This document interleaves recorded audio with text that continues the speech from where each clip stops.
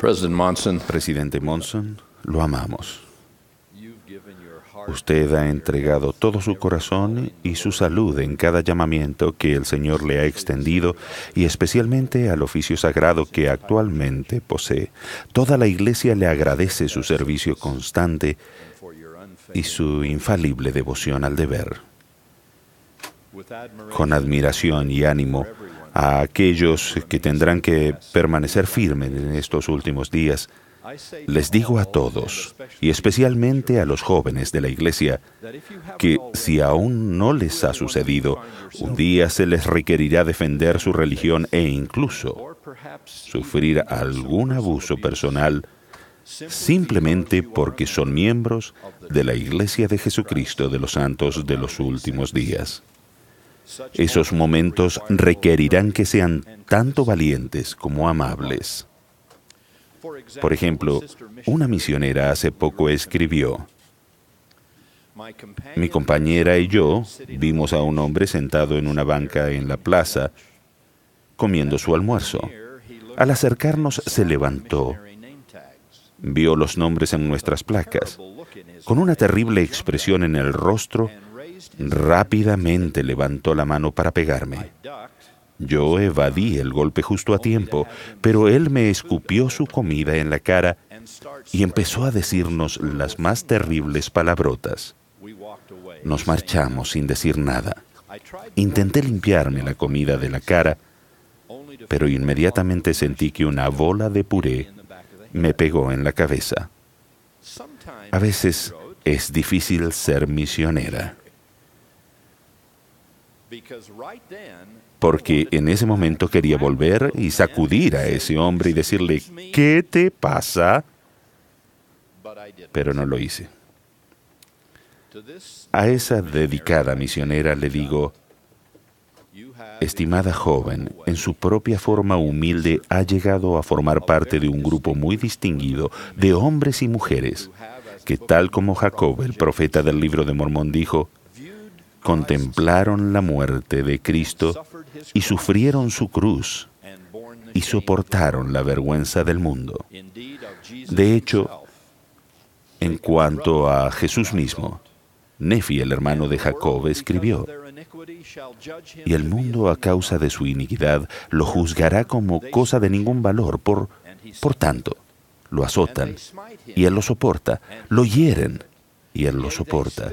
Sí, escupen sobre él y él lo soporta por motivo de su amorosa bondad y su longanimidad para con los hijos de los hombres.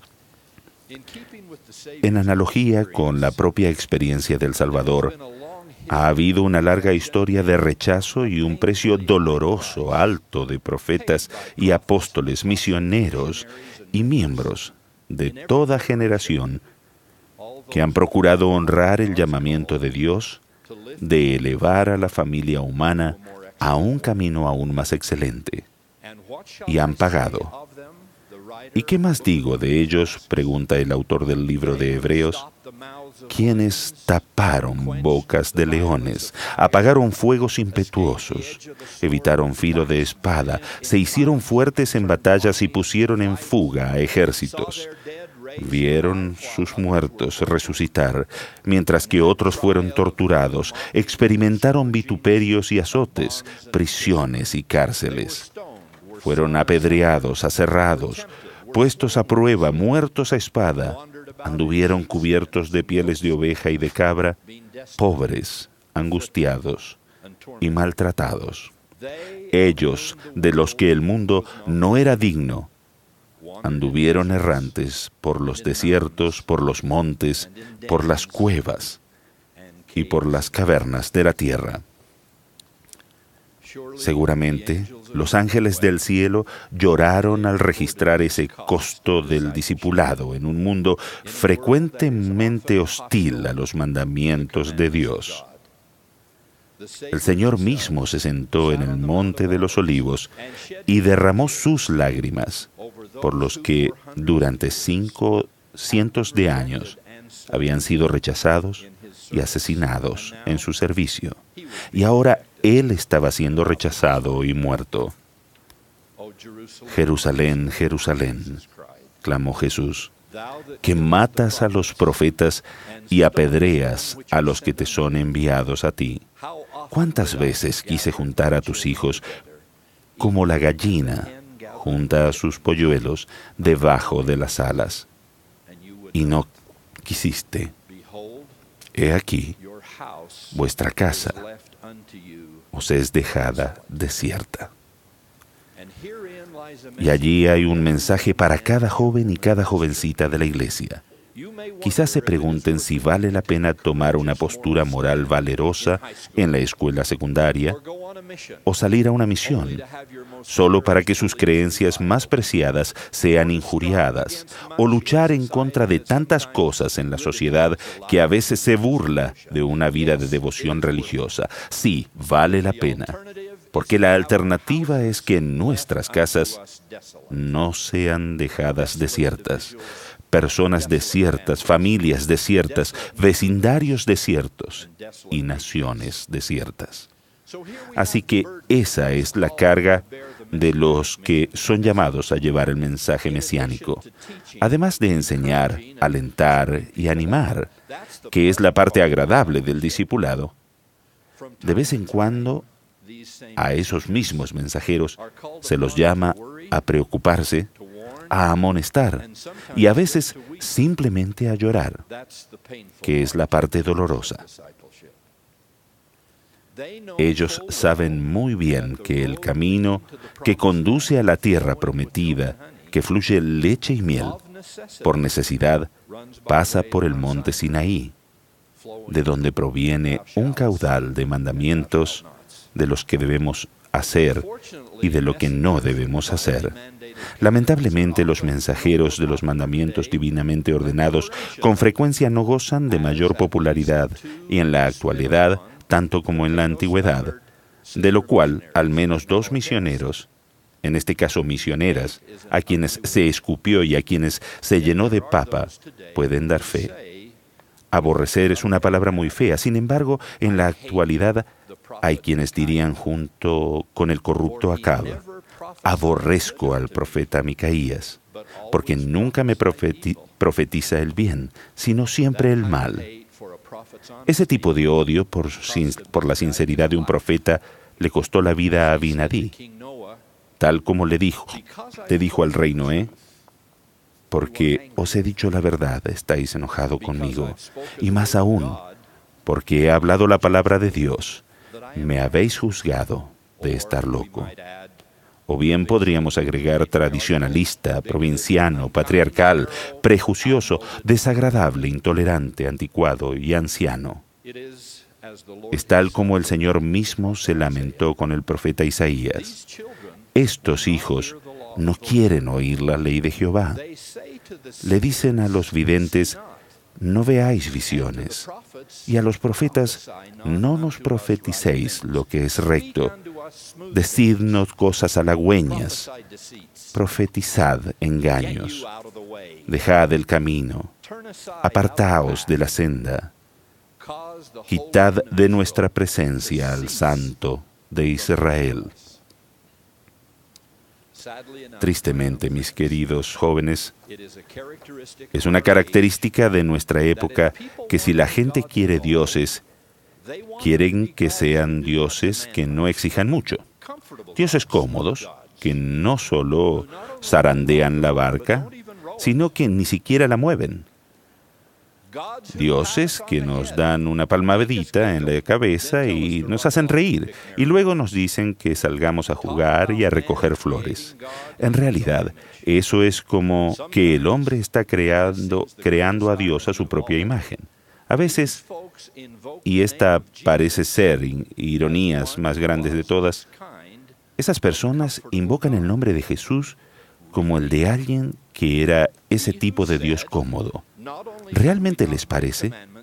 Él, que dijo que no solo no debemos quebrantar los mandamientos, sino que ni siquiera debemos pensar en quebrantarlos. Pero si pensamos en quebrantarlos, ya lo hemos quebrantado en nuestro corazón. ¿Suena eso como una doctrina cómoda y agradable al oído y tan popular en las comunidades donde se concentran en la meditación y el amor y la música? ¿Y qué de aquellos que solo quieren ver el pecado y tocarlo de lejos? Jesús dijo con severidad: si tu ojo te es ocasión de caer, sácalo, y si tu mano te es ocasión de caer, córtala. No he venido para traer paz sino espada. Amonestó a los que pensaban que solo hablaba trivialidades reconfortantes. No es de asombrarse que sermón tras sermón las comunidades locales le rogaran a Jesús que se fuese de sus contornos. No es de extrañar que milagro tras milagro atribuían su poder no a Dios, sino al diablo. Es evidente que la común pregunta aparezca: ¿qué haría Jesús? No siempre tendrá una respuesta que sea popular. En el apogeo de su ministerio terrenal, Jesús dijo: que os améis los unos a los otros como yo os he amado. A fin de que entendieran exactamente a qué tipo de amor se refería, enseñó: si me amáis, guardad mis mandamientos. Y cualquiera que quebrante uno de esos mandamientos muy pequeños, y así enseñe a los hombres, muy pequeño será en el reino de los cielos. El amor como el de Cristo es la mayor necesidad que tenemos en este planeta. En parte, por la rectitud, siempre debe acompañarlo. De modo que si el amor debe ser nuestro lema, tal como debe ser, entonces, según la palabra de aquel que personifica el amor, debemos abandonar la transgresión y cualquier idea de que la apoyamos en otras personas. Jesús entendía claramente lo que muchos de la cultura moderna parecen olvidar: que hay una diferencia crucial entre el mandamiento de perdonar el pecado, para lo que él tenía una capacidad infinita, y la amonestación en contra de justificarlo, lo cual él nunca hizo, ni siquiera una sola vez. Amigos, especialmente mis amigos jóvenes, tengan ánimo. El amor puro como el de Cristo, que fluye de la verdadera rectitud, puede cambiar el mundo. Testifico que el Evangelio verdadero y viviente de Jesucristo está sobre la tierra y ustedes son miembros de su iglesia verdadera y viviente, que tratan de compartirlo. Testifico de ese Evangelio y esa iglesia con un testimonio en particular de las llaves restauradas del sacerdocio, que son las que abren las puertas al poder y la eficacia de las ordenanzas de salvación. Estoy muy seguro de que esas llaves han sido restauradas y que esas ordenanzas están disponibles nuevamente mediante la iglesia de Jesucristo de los santos de los últimos días, que de esto estoy parado frente a ustedes en el púlpito y que ustedes están sentados frente a mí. Sean fuertes, vivan el Evangelio en su plenitud, aun cuando los que los rodean no lo hagan. Defiendan sus creencias con amabilidad y compasión, pero defiéndanlas. Hay una larga historia de voces inspiradas, incluso las que escucharán en esta conferencia, que señalan el camino hacia el discipulado cristiano. Es un camino estrecho y angosto que no ofrece mucha flexibilidad, pero se puede andar por él de manera emocionante y exitosa, con Cristo, con un fulgor perfecto de esperanza y amor, por Dios y por todos los hombres. Al procurar con valor ese curso, forjarán una fe inquebrantable. Encontrarán seguridad ante los malos vientos que soplen, incluso refugios dentro del torbellino, y se sentirán la fuerza como roca de nuestro Redentor, sobre la cual ustedes han edificado y edifican su discipulado devoto. No caerán. En el nombre sagrado de Jesucristo. Amén.